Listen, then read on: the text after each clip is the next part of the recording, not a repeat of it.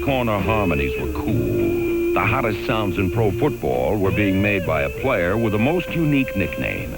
Night Train.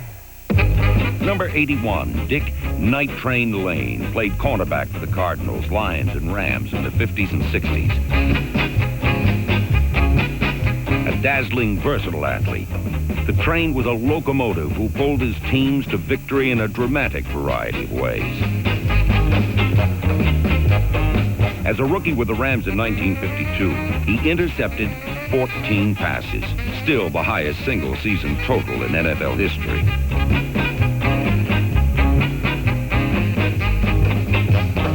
In desperate times, the Chicago Cardinals deployed their star defender as a receiver.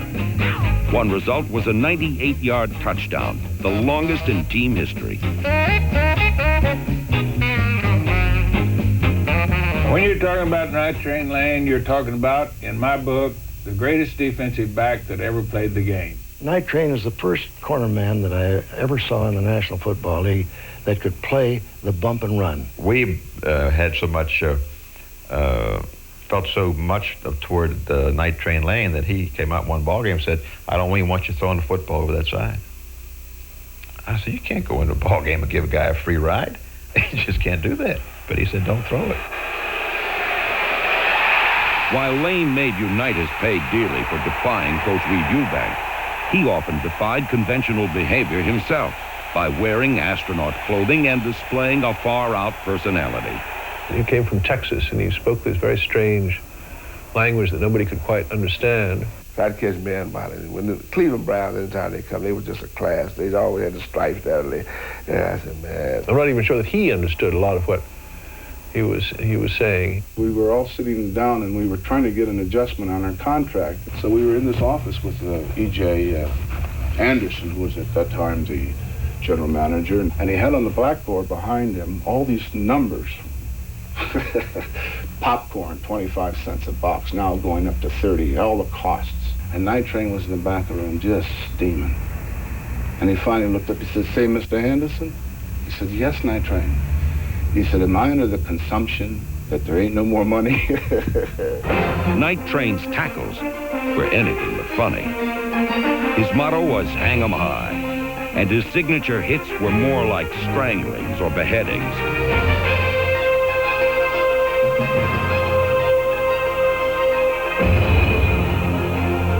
I know when he went to the Detroit Lions, and he was my opponent at that time, you got to think about it, because he hurt you.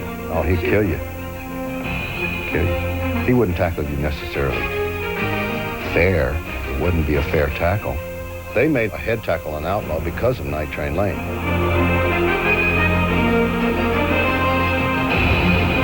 Train would just reach and grab him by his neck and just pull him down, and that's called the Night Train neck tackle.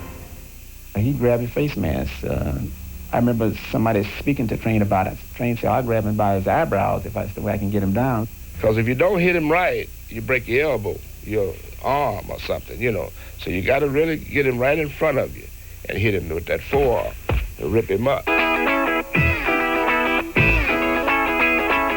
However, his love for hitting led to hateful mistakes.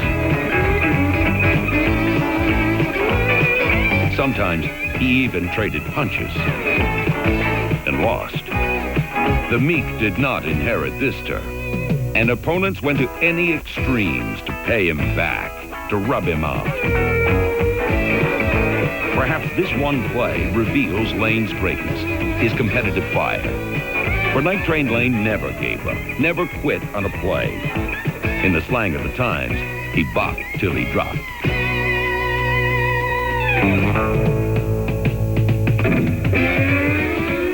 Probably even playing today, Night Train Lane would be as good as any cornerback in football. He had to be the prototype for what an NFL cornerback should be. He was one of the few players that hurt you every time he tackled you, Butkus being the other one. Night Train Lane was the hardest hitter of any defensive back in pro football history, and arguably the greatest player at his position.